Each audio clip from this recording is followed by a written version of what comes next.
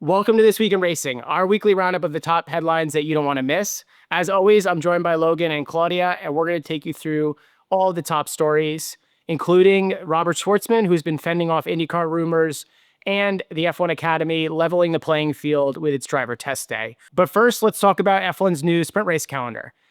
As you both know, there are 6 sprint races on the calendar for 2025.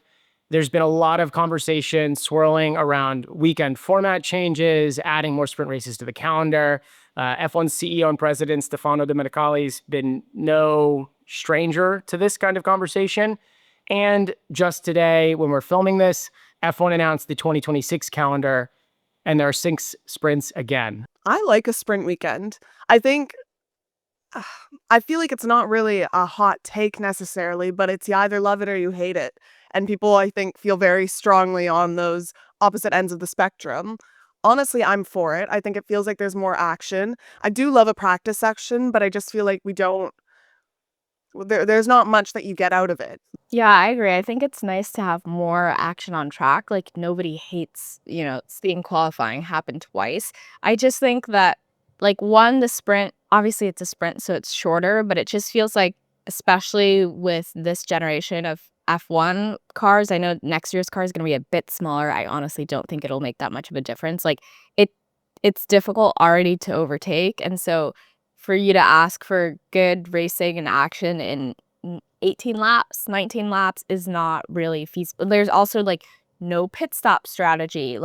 Nothing about it feels anywhere as competitive as an actual races. And then I feel like, if anything, it's just a spoiler for cool, this is exactly how the first 18 laps are going to go anyways tomorrow.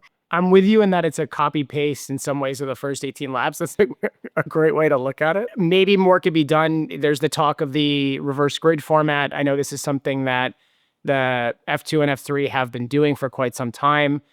It's in many ways that those championships are a test bed for Formula One. And so I'm sure that's being eyed as a potential way to change it. So out for next year is Austin, Brazil, and Qatar, and in their places are going to be Great Britain, Netherlands, and Singapore. So it brings us again to 6 total. How do you feel about the new venues? I think Singapore is going to be a great sprint. That's going to be so much fun. It's also my favorite chalk on the calendar period, so it's kind of biased. But Yeah, join the club. Yeah. I think Silverstone will be great too. We see so much overtaking there, and at Zandvoort as well. So I think both of those will be really exciting. Plus the fans that go to those races, I feel like are some of the most diehard fans. But I just think the British fans and the Dutch fans, those are the ones that will show up for every single session, all the free practice sessions, and then if they're going to get more action, like another quali, another race, like that, I think those are going to be good tracks to have them at.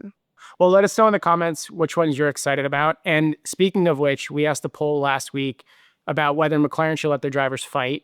Over 80% of you agreed that they should. And so this week, we're going to run a poll about the sprints. Should F1 cut back? Is this something that's bad for the championship overall? Or is this something you'd like to see more of? So vote on the poll, and we'll come back next week with the results. So moving on to IndyCar, first of all, lots of action, obviously, in the off season, but one of which is Robert Shwartzman posting on his Instagram story. Piece of text. He usually doesn't do this. I think he doesn't post on his story, period, except for when he said pull out the Indy 500. But he wrote essentially a statement to shut down some rumors. I think it went on his Twitter as well, or X, about how it's not true that he's unhappy in IndyCar and that, these rumors are extremely damaging, that he's been having a great time. It's been an incredible season. He loves the American fans, the sport, etc. I thought this was really interesting, one, because I haven't seen that many rumors of people saying Robert Shwartzman is unhappy, but I'm upset that they think he is. But I also think it's really interesting because, one, it's not something we see drivers do often, and two, what a weird rumor to come out with that he's unhappy after being a rookie setting pole at the Indy 500. Despite how, bad the rest of your season might have been, and it wasn't even that bad if we're being real. I think pole at the Indy 500, something that, veteran drivers and multi-Indy 500 winners didn't do, and you did as somebody racing an oval for the first time. I think that tops everything and should have meant that he's been having a spectacular first season. Like you were saying, Claudia, it is just like interesting that Robert actually took to his Instagram to even say anything about that. I don't know. When you think about how many rumors there are about other drivers, like if Ferrari and Charles are unhappy, like could you imagine how many times Charles would have to come to his Instagram to say like, no guys, like I'm staying at Ferrari. Robert, you defend those rumors, King. Okay, moving on from IndyCar and now to F1 Academy. We haven't really had too much news on this series lately, but I was excited to see this headline. So basically, F1 Academy is going to be hosting a rookie test tomorrow, so Wednesday and Thursday of this week, September 17th and 18th, at the, Claudia, you might have to help me here, Circuito de Navarra? Circuito de Navarra in Spain. Yikes. But basically, they're taking 18 female drivers who are going to be eligible to compete in F1 Academy next year, and they're going to be doing a test session with them. The thing that really stuck out to me is that they're doing this rookie test, but also the drivers who are on the current F1 Academy grid are going to be taking place in this test as well. So basically, they're going to be up against the future competition.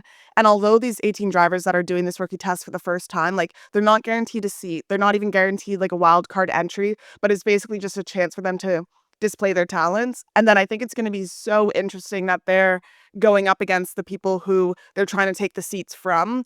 And Susie Wolf called it a landmark moment, not just for F1 Academy as a series, but also for our sport. And I think that this is really good. I think any chance to get the girls out on track more, to get them seen more, to get more headlines about them is going to be the way to move the sport forward and move these names forward. So I was wondering what you guys think of this. I mean, I think it's exciting. I think, first of all, it's great that they're even hosting these rookie tests. Like, that's just a sign of more opportunity and progress. And, if the girls aren't on track, like, how do you know if they're even good enough to move forward? So I think that's a huge win. Would love to see more of it. Obviously, I know that there is all sorts of barriers to that, like funding and scheduling, etc. But I think it'd be exciting to see more of this.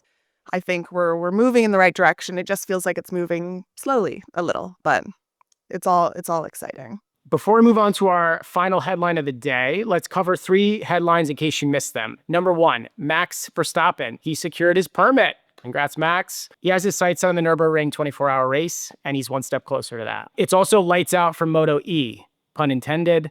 The championship is being shut down. It's the one that shadows MotoGP, and unfortunately, that will no longer progress.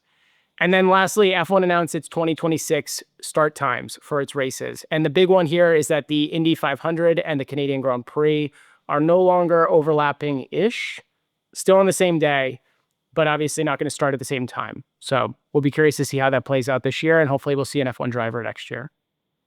In other big IndyCar news this year, I think one of the biggest rumors was about seeing a Mexico City race added to the IndyCar calendar.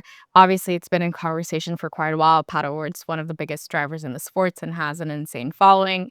But also, Mexico loves motor racing. But it's come out that there will not be a race next year. That is now confirmed, even though it sounded like we were super, super close to having the race announced at some point.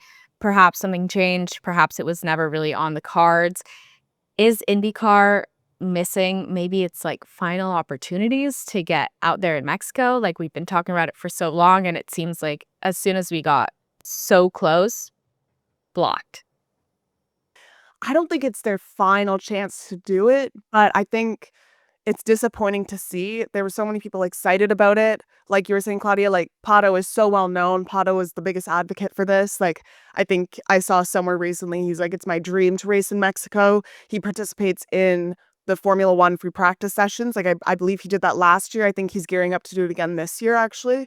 So I think he's probably the most sad out of everyone. But I think it just goes back to the conversation we've had before, where it's like, should IndyCar try to reach more international markets? I mean, currently they only race in the States and then they race in Canada. And for a second there, the Canadian race was looking like it was a bit on the rocks. I mean, it just changed from downtown Toronto to Markham, which is a whole other topic for discussion.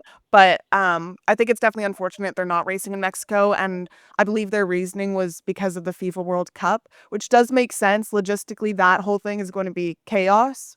But I also think it was kind of just because they, for a lack of better words, couldn't get their shit together and get this on the calendar for the 2026 season. Yeah, the track is not near where they would play for the Mm-mm. FIFA World Cup. So yeah, it feels like it's really disappointing to hear that this one's not happening.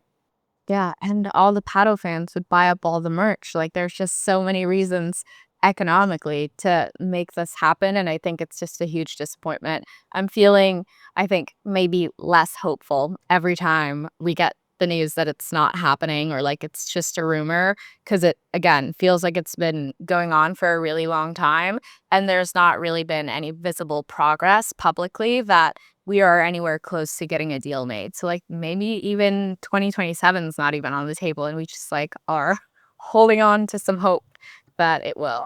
We'll see. I think it's a loss for the series in general to not have this, and obviously a lot of other drivers and people in the sport think so too. Pato should just bankroll the whole thing himself. His fans will pay him back, seriously. So it would not be a wasted thing for him to do. But Yeah, that's legally binding. Logan just committed all the fans to pay him back. they would. Pato fans are the most dedicated fans I've ever seen in my life. That's So they a lot would. of rubber duckies they got to sell. I think if you showed up to the Mexico race and you weren't wearing Pato merch, you would probably get like booed. You would get chased out of there, I think. I think that would be a public disservice. And you know what, Pato, if he's gonna bankroll this thing, he should just say, "You have to support me." It's just and that would actually work. That would be more full than the Sure, Iowa he'll just race. get a whole grandstand. He'll do like what Lando did in Mm, Silverstone. yeah. All right, that's it for this week. Let us know if there's any headlines you think we missed. Also, we just launched channel memberships, so be sure to check that out and to, of course, answer this week's poll in our post section. Thank you, and we'll see you next week.